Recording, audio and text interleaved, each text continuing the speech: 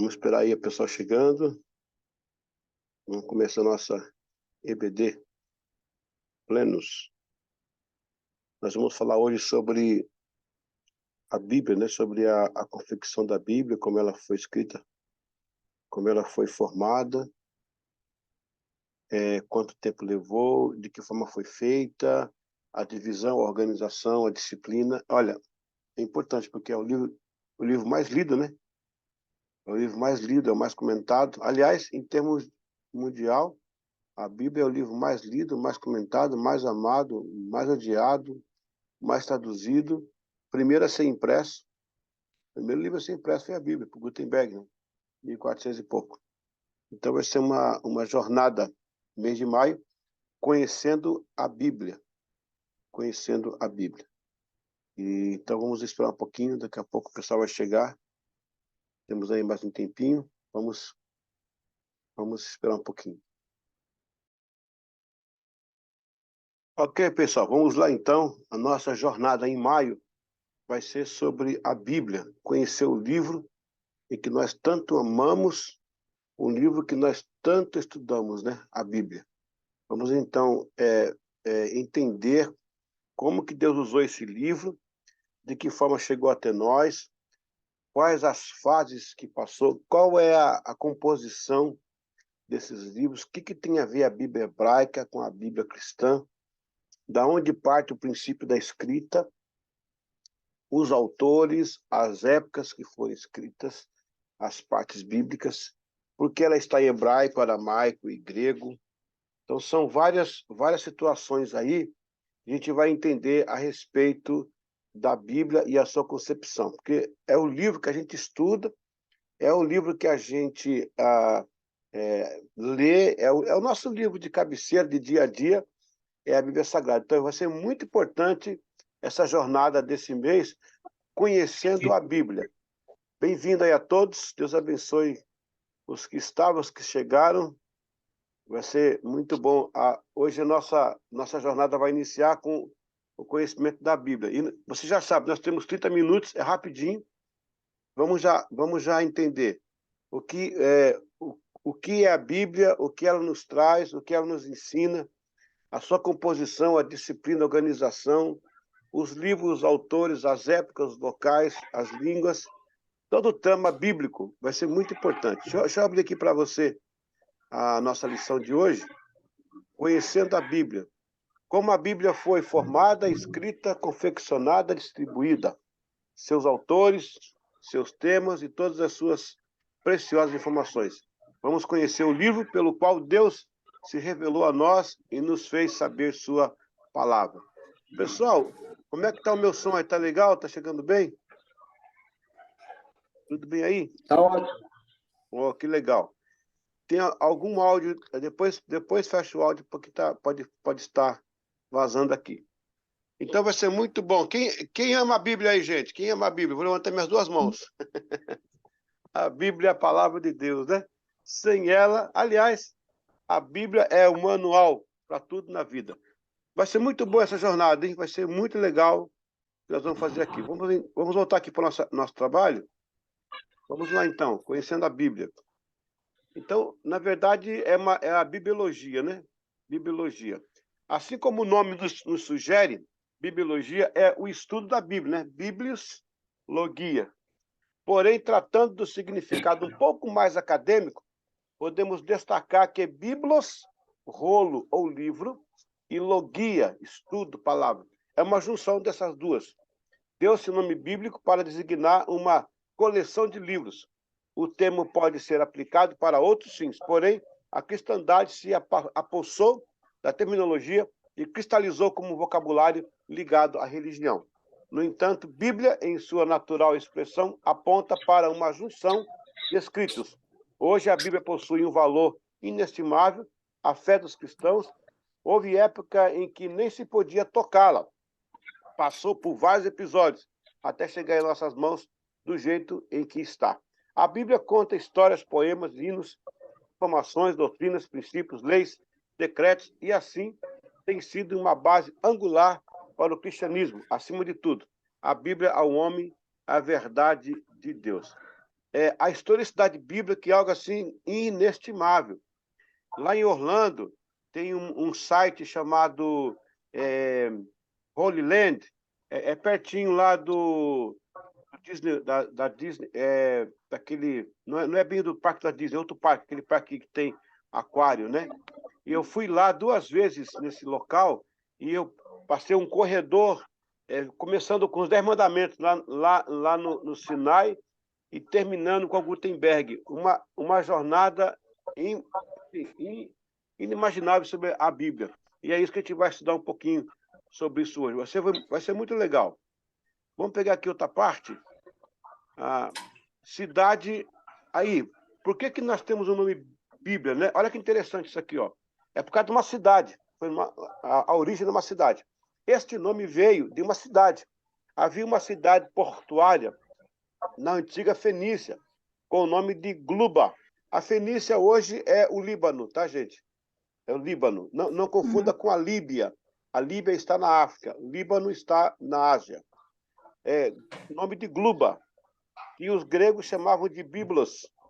Como era uma cidade antiga, os egípcios também colocaram o nome de KBN, com o termo mudou para KPN, porque até hoje esses povos daquela região não pronunciam bem o B e o P, daí essas variantes. Já o nome atual da cidade árabe é Jubail. No entanto, valeu o nome, que na época era usado pelos gregos, e foi o auge da fabricação de papiros e rolos para abastecer Alexandria, e as bibliotecas da Grécia foram encomendadas particulares. Essa cidade fica na costa do Mediterrâneo, 42 quilômetros de Beirute, porque a Grécia importava de lá os papiros, os rolos, e assim os rolos também, a planta se assemelhava ao palmito, recebeu o nome alcunha de Biblos, porque vinham de Gluba, Bíblios, daí Bíblia. Gente, olha só esse nome Gluba. Não tem a rede Globo. Olha o nome KPM, KBN, não tem a CNN, a K não sei o quê, a KNN. Parece que a Bíblia já veio daquela época já com a ideia de planetário, né? De algo assim abrangente. Olha para você conhecer onde é que fica aí, ó. Aí é a cidade que nasceu a Bíblia, pelo menos os rolos, né? A Bíblia nasceu lá no Monte Sinai. Pra você ter uma ideia melhor, aqui está o mapa mundi, ó. Aqui você vê o canal aqui o delta do Nilo, né? Aqui o Mar Vermelho, aqui você vê o Mediterrâneo e aqui está o local da Bíblia, onde ela nasceu, Biblos, que hoje é Jubail, o Jubaal, né? Eu já estive nessa região aí, já andei nessa região aí, para entender melhor. Eu vi no Egito, o bom do professor de vocês é que você estive nos locais, fica mais fácil explicar. Lá no Egito, eu vi o cara pegar uma planta tipo papiro, Márcia, parecia palmito. O nome da planta é papiro. Parecia palmito. Ele põe numa pedra e com um rolo ele amassa e deixa no sol. Aí ela seca, fica dura. Aí vira o papiro. O papiro, gente, ele é desde a época dos chineses também. Os chineses também tinham essa técnica do papiro. E aí você vai ver por toda a Bíblia, né, a função desse material sendo usado aí para a palavra de Deus. Depois do papiro, você vai ter os pergaminhos. Por que os pergaminhos? Porque os pergaminhos, na cidade de Pérgamo, eu estive na Turquia. Fica nessa região aqui que o meu cursor está passando aqui, ó, né? Eu estive na Turquia e pude ver lá a cidade de Pérgamo, aonde começaram os pergaminhos. Por quê? Porque Alexandria abastecia as bibliotecas e a biblioteca de Celsus, por exemplo, eu estive lá também, lá em Éfeso, lá embaixo da Turquia também, naquelas regiões, ela estava consumindo muito livro. A biblioteca de Celsus chegou a ter 12 mil livros. Aí a Alexandria começou a fazer alguma coisa contra e impedir que chegassem os papiros. Alguém teve a ideia de pegar o couro de ovelha, de carneiro, e fazer os papiros. Mas, na verdade, o couro já era usado no tempo dos profetas, tá? do Antigo Testamento. Enfim, a Bíblia começa por aí, nessa cidade, como você está vendo aí no nosso gráfico, né? Aqui é a mais acentuada, lá no Líbano, né? e aqui no mapa mundi, para você entender melhor. Agora vamos para os autores das confecções. Com todos os fragmentos arqueológicos reunidos até o momento, a datação de documento e comparação geográfica histórica, o acervo dos cânones Vétero e Neo, o Vétero de velho, né, e Neo de novo, né? Acredita-se que o conjunto da obra, a Bíblia, foi confeccionada por cerca de 40 autores entre 1500 a.C. a 450 a.C. No caso, 1500, porque nós temos aí o Moisés, né? Livro do Antigo Testamento e entre 45 a depois de Cristo a 90 os livros do Novo Testamento. Na soma dos períodos, chegando a atingir um timeline cerca de 1.600 anos, por ser um livro milenar, torna-se também complexo, pois em quantas mãos e mentes passaram por esse livro e as formas com que foi traduzido em centenas de dialetos e idiomas, esses seus livros foram compilados em épocas diferentes, mas o que bem dá autoridade à Bíblia, primeiro porque acreditamos que é a palavra de Deus, e segundo que em épocas diferentes, porém sua investigação completa as outras em um encaixe impressionante. Algumas considerações aqui. Nós, da Plenos da Graça, entendemos que a Bíblia não contém, ela é a palavra de Deus. Nós entendemos que ela não contém, ela é. Deus a inspirou. Outra coisa importante, quando você fala em Vétero e Neo, ok? Muito cuidado com a expressão o Velho Testamento. Não use a expressão o Velho Testamento. Vou explicar por quê. A expressão mais correta é Antigo Testamento e Novo Testamento. Por que o Antigo e não o Velho? Porque a expressão, a terminologia velho, ela foi inserida pelo Marcion em 165 depois de Cristo para zombar da Escritura. Ele dizia que o Deus do Antigo não era o Deus do Novo, que o Deus do Antigo era carrasco e cruel, e o do Novo era amoroso, era outro Deus. Ele não aceitava as cartas dos apóstolos. Ele compilou um pequeno cânon, e cânon significa cano, medida, pequeno cânon com só as cartas de Paulo e o livro de Lucas. Lembrando que o livro de Lucas ele é a separação de Lucas e Atos. Lucas e Atos era um livro só. Mas aí os patrísticos, que é o grupo que segue-se depois dos apóstolos, eles vão cortar e vão criar o livro de Atos dos Apóstolos. E teve outros nomes antes desse Atos dos Apóstolos. Mas voltando ao Vétero, ok? O Vétero testamentário. Se usa falar Antigo Testamento. Não se fala, então, o Velho Testamento, porque você vai estar se unindo àquela forma pejorativa que o Marcion fazia no segundo século depois de Cristo. Então, recapitulando, recapitalizando é você trazer o capital de volta. Recapitulando. Recapitulando. Deus entrega a sua palavra escrita pela primeira vez nas mãos de Moisés, lá no Antigo Testamento, né? Segue-se, então, a guarda desses blocos, que eram dois, que são as tábuas da lei. No período já de Canaã, 1490, já entrando em Canaã, eles vão ter alguns escribas. E olha que importante agora, escribas são copistas, preferencialmente para a palavra de Deus. No Novo Testamento, nós temos os amanuenses. Amanuenses. Não é de Manaus, não. É o nome que é dado aos os copistas da Bíblia, amanuenses. Eles eram totalmente treinados para isso. Para você ter uma ideia, os reis e rainhas, a maioria eram analfabetos. Eles falavam e era escrito. Na verdade, se um copista errasse um decreto, ele poderia morrer. Quer ver uma coisa interessante? Sabe quando começou o Photoshop? Sabe o Photoshop que o pessoal faz aí, né? Faz uma foto e dá arrumada nela assim? Então, no ano de 1500 e pouco, o rei, agora está sendo coroado lá o rei Charles III, o rei Henrique VIII, ele tinha que casar com uma mulher, uma tal de Catarina, que não foi a primeira, foi a última, né? Ele teve 6 esposas. E nessa última Catarina aí, ele tinha que casar para uma aliança política. O casamento era de aliança política. Mas ele não conhecia a rainha, né, do outro país. Aí mandou um pintor ir lá pintar a mulher. O cara caprichou. Fez uma pintura da mulher assim, fenomenal. Quando ele viu a pintura, ele falou, não, vou casar com ela. Ela é bonita e vai ser a rainha. Quando a mulher chegou, ela era feia. Aí aí o rei mandou matar na fogueira o pintor e queimou o quadro. Queimou o quadro e pintou na fogueira. Aí nasceu o Photoshop. 1500. Já tinha esse negócio aí, tá vendo? Então, esses copistas eram altamente treinados para que eles não cometessem nenhum tipo de problema. Aí você vai ter algumas inserções apócrifas. O que é apócrifo?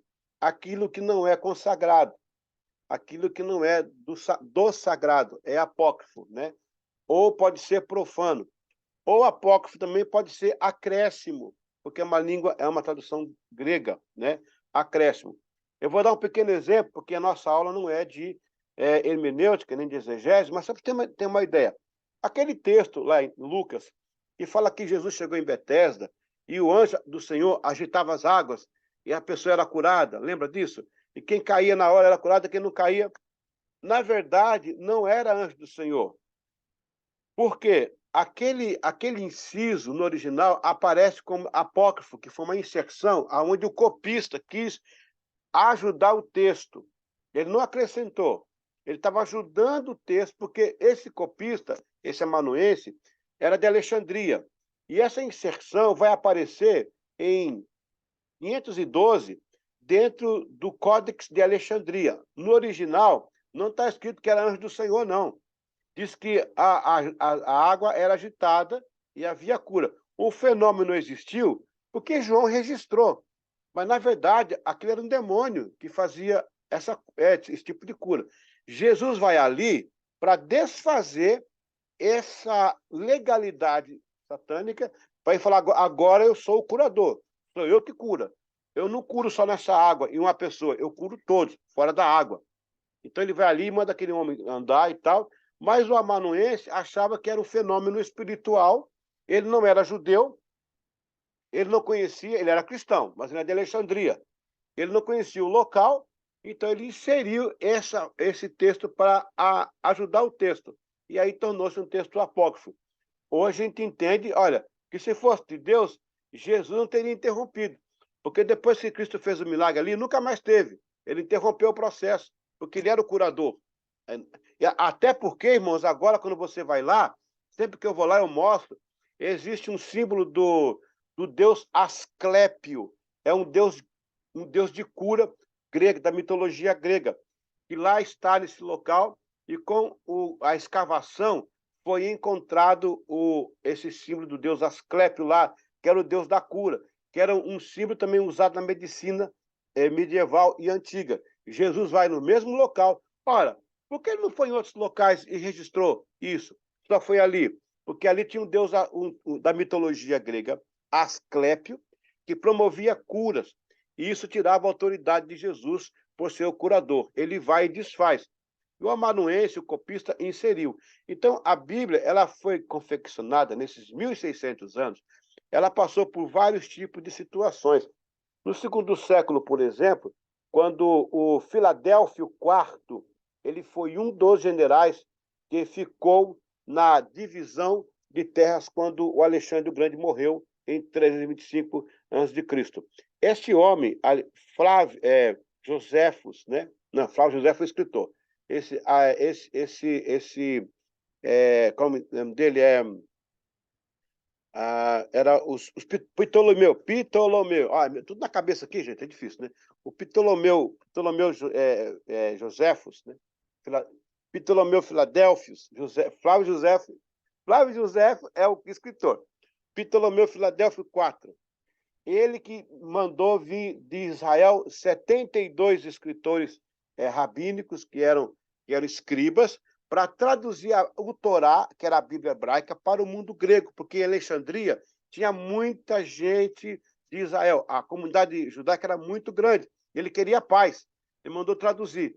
E aí vieram 72 escritores, escribas, copistas, para fazer a Bíblia que nós temos hoje, que é a Bíblia grega. Eles traduziram para o grego a Torá, que é a Bíblia hebraica. Nós vamos conhecer na próxima aula o que é a Bíblia hebraica, o que é a Bíblia cristã, qual a diferença que elas têm, aonde elas convergem e aonde elas divergem, e qual delas é a mais próxima que nós temos da ortodoxia. O que é ortodoxia, gente? É o que é mais perto do original. O mais perto do original chama-se ortodoxo, né? Muito bem. Deixa eu terminar aqui para a gente abrir para pergunta, para não perder tempo. Por último, em último lugar, encerrando aqui essa parte de hoje, a importância e influência. Olha só, é sem dúvida o livro mais vendido de todos os tempos, o mais traduzido, o mais amado, o mais rejeitado, o mais discutido, o mais estudado, o mais impresso, o mais vendido.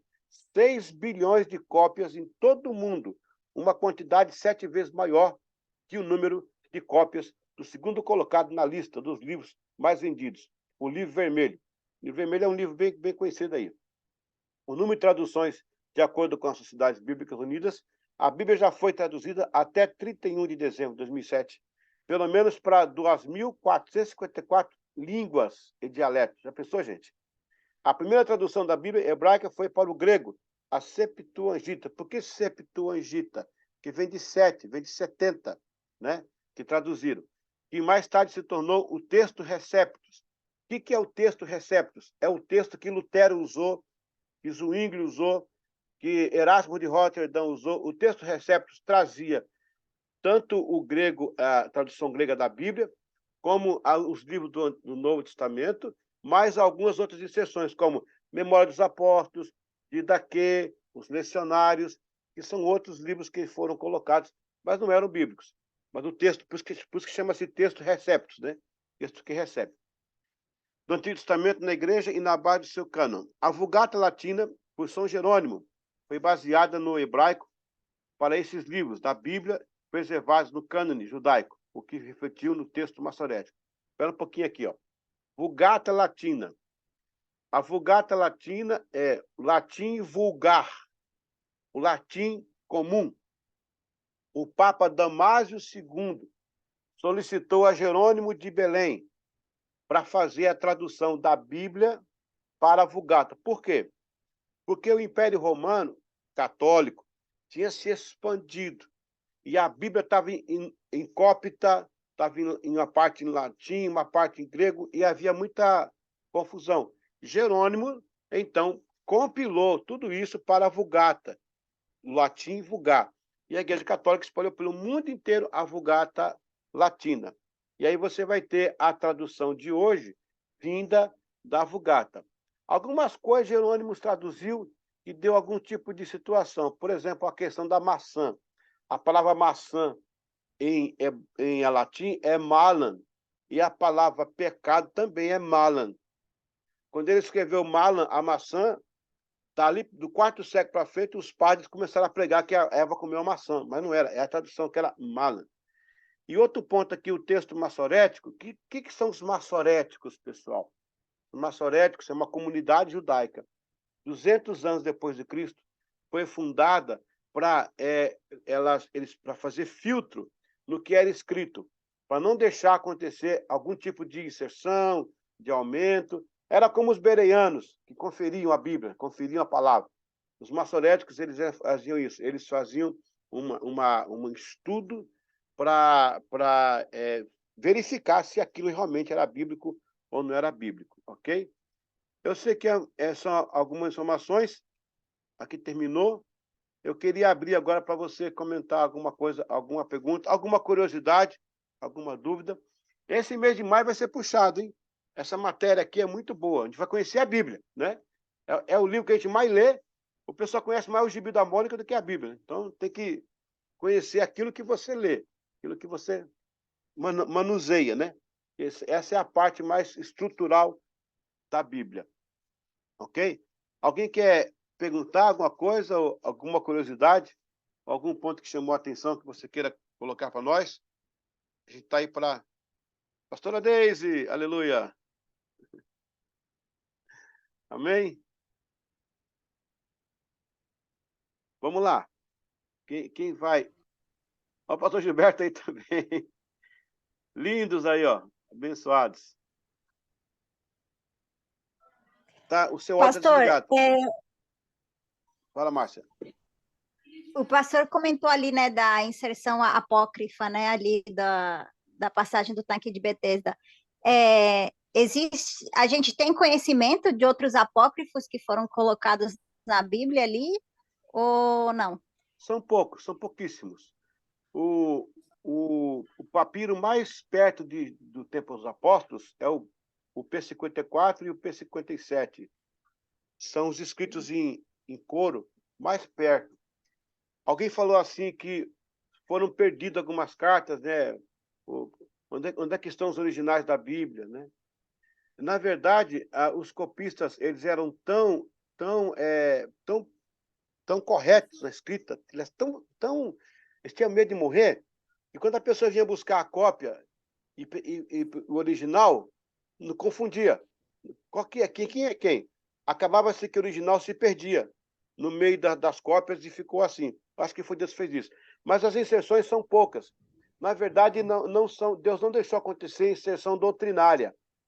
São inserções históricas e são inserções que nada muda a nossa condição de salvação.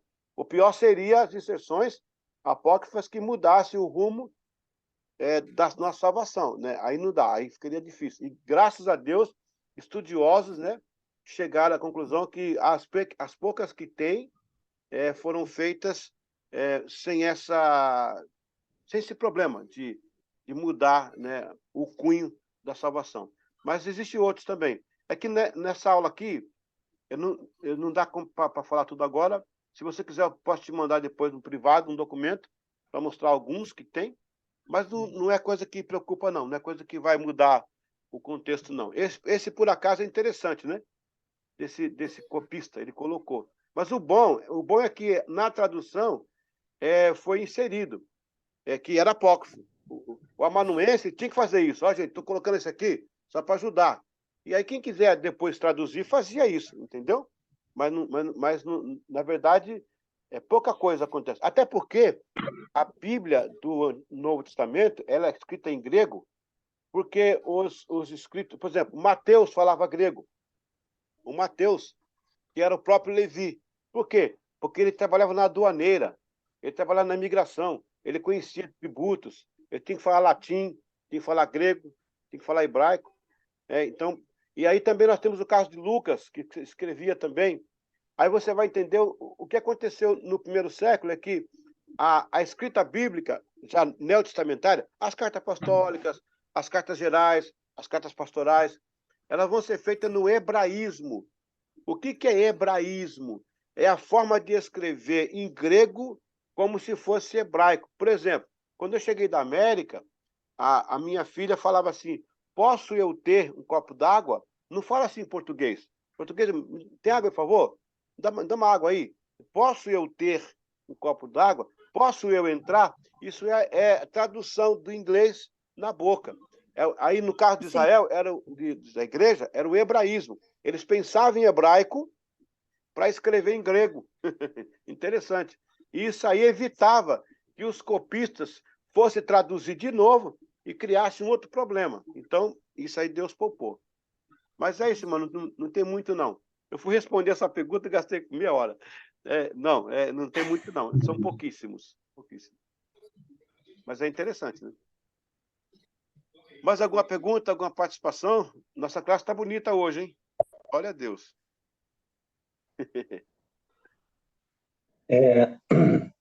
Interessante, né, que embora a Bíblia também te dá conhecimento, mas é interessante até que eu estava com o pastor Eliseu ontem no congresso, que a gente sabe que pode ser cada culto intelectual, mas a revelação da própria palavra faz muita diferença. Ela em si, né, a Bíblia... Rapaz, é interessante isso. A Bíblia... Olha, vou dar aqui para você um exemplo. Em 1923, a ciência descobriu que tudo era justo. Já tinha desconfiança, a partir da alquimia do século das luzes, né, que foi o século XIV, Já vi uma dúvida que havia água em tudo. A ciência descobre que realmente tudo tem água. O que a palavra fala? Que tudo da água subsiste. Está escrito lá. Rapaz, é interessante. E você vê que ela dá base, a Bíblia, né, para esses achados científicos e para interpretações dos séculos. Um próprio texto que você lê no tempo de Abraão, ele é usado nos dias de hoje. Quer dizer, isso torna a Bíblia um livro altamente contextual. E ela se aplica para os dias de hoje. No caso dos 10 Mandamentos, por exemplo, que, olha só, é a base de 118 constituições do mundo inteiro. Já pensou nisso? É a base. E o Alcorão? O Alcorão veio nos anos... Rapaz, é uma piada. O Alcorão veio no século VI, depois de Cristo. A Bíblia já estava há muito tempo. E o Alcorão é uma cópia de Provérbios, né? E com umas inserções estranhas. Por exemplo, o Maomé teve uma revelação lá no Monte Moriá. Gabriel também falou com ele. É uma coisa muito assim, muito de inveja, quer imitar Israel e tal, e quer ser igual a Israel.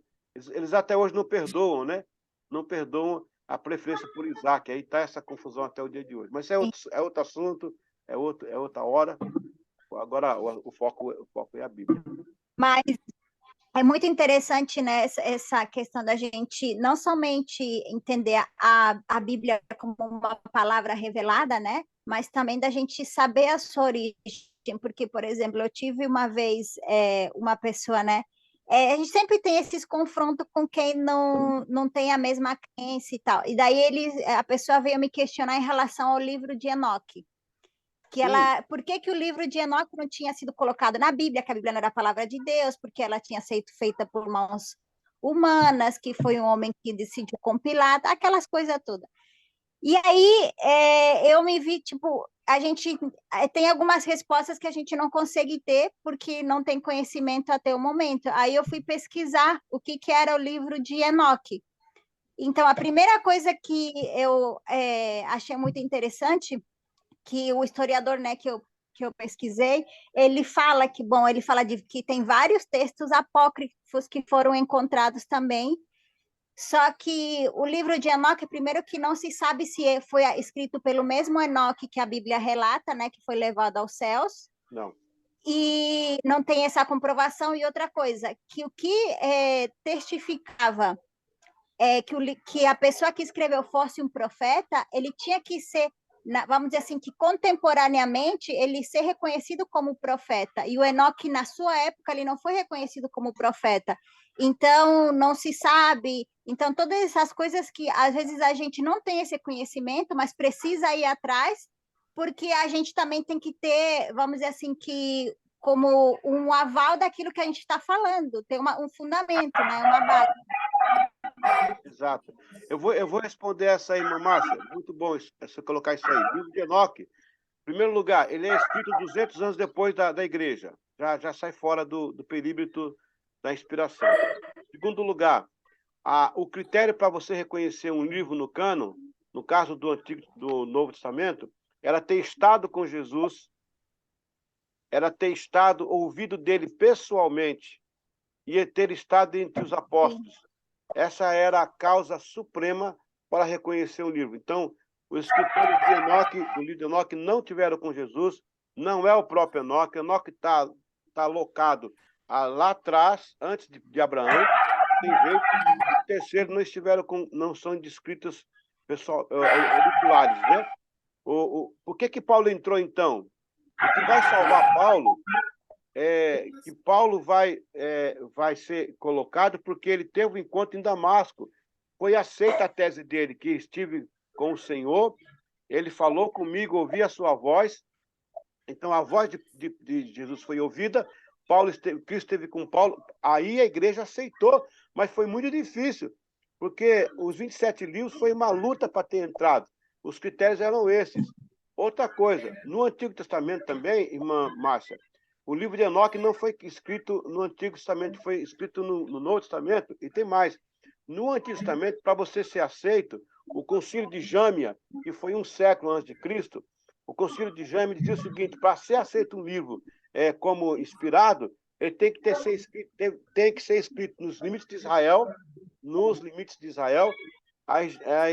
tem que ter tem que ser por um profeta dos limites de Israel e da época bíblica, e tem que ser em língua hebraica ou aramaico. Então, na verdade, esses quesitos que eles faziam para dizer que esse livro é inspirado ou não. Então, o de Enoque está totalmente deslocado, embora é um livro interessante. Eu aconselho quem quiser ler, pode ler. Tem algumas coisas lá meio esquisitas para você entender, mas uma boa parte é interessante. Mas ele está totalmente fora do contexto, tanto do Antigo como do Novo. Não foi escrito em aramaico, não foi, se fosse Enoque, teria que ter sido escrito em aramaico, não foi, e não foi nos limites dos profetas, e nem na historicidade dos profetas, que começa lá na metade para frente, né? Você vai ter ali já no ano 1000 até o 406, e depois no Novo Testamento ele também não se encaixa, porque não estiveram com Cristo, não viram a Cristo, não ouviram dele e não eram dos apóstolos. E tudo isso aí derruba a tese que o livro de Enoque é inspirado.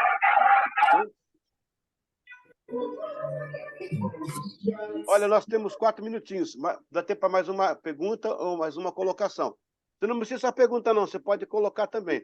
Por isso que eu falo, é bom você ter um caderno, porque tem muita informação. Eu estou aqui, com tudo que eu estou falando, eu estou ainda chuncre. Eu estou compilando, porque é muita coisa. É muita coisa, entendeu? Não dá nem para começar. Por exemplo, o que é uncial? O que é uncial? Uncial. Uncial é a letra que foi escrita a Bíblia. O povo não sabe disso. Uncial era toda maiúscula, toda. Não tinha vírgula, não tinha pontuação, não tinha pergunta. Por isso que tem que interpretar. O cara lia para interpretar. A vírgula, a pergunta, os sinais vão ser posteriores. A Bíblia em capítulos e versículos vai ser a partir do século XIII. Olha só que interessante isso. As minúsculas vão aparecer só depois do 3º século. É isso aí, a Bíblia é isso aí. Muito bom estudar, gente, muito bom conhecer. Mas tem muita coisa pela frente aí que a gente vai estudar. Amém? Se você quiser fazer alguma pergunta, escrever a próxima aula, você manda aí para a gente. Pode mandar antes. Fala aqui na queima-roupa, a gente tenta responder. Porque eu tenho resposta para tudo. Ó. Não sei também é uma resposta, não é? Ó, não sei, é uma resposta. Estou respondendo, não sei. Nós temos um aluno novo aí, ó, do Gil aí. Como é que é o nome dele, Gil? O cachorro aí? Esse está todo domingo comigo, esse aqui, ó. Aí, ó, esse é o... Tá aí, ó, o pior aluno aí, tá bom? Que ele fala que a nossa área é bom para cachorro. Estou desativado aqui, que existe. Amém. Ó, pessoal, mais alguém aí? A gente vai encerrar, vai cair aí a Gostoso é ligação. o próprio Jesus falando, né? Ativado. Se não conhecer a Escritura, ninguém é o poder de Deus. Se você não conhece a Escritura, você não conhece o poder. A turma quer poder sem conhecer. Aí é só motivacional. Bom, pessoal, esse mês de maio a gente vai estar entendendo e conhecendo a Bíblia. Vocês estão querendo? Tá legal isso aí, essa ideia? Então a gente muda, dá tempo ainda. Conhecer a Bíblia, como ela foi feita, escrita, de que jeito, tipo de papel, quando, por quê, como, de que forma. Vai ser legal. Vai ter coisa espiritual também no meio, mas é bom você conhecer um pouco mais esse livro aí. Eu vou mandar agora no grupo para vocês aí esses escritos de hoje, tá bom? E vocês vão receber em casa. Alguém quer dar alguma palavra, falar alguma coisa? A gente vai encerrar, temos um minutinho. Amém? Tá bom. Deus abençoe, então, a todos. Dê um bom fim de semana, um bom final de domingo, né? À noite, nosso culto abençoado, todo mundo pleno. E a gente volta semana que vem conhecendo a Bíblia. Conhecendo a Bíblia e conhecendo a palavra de Deus. Deus abençoe. Até. Glória a Deus. Amém. Bem.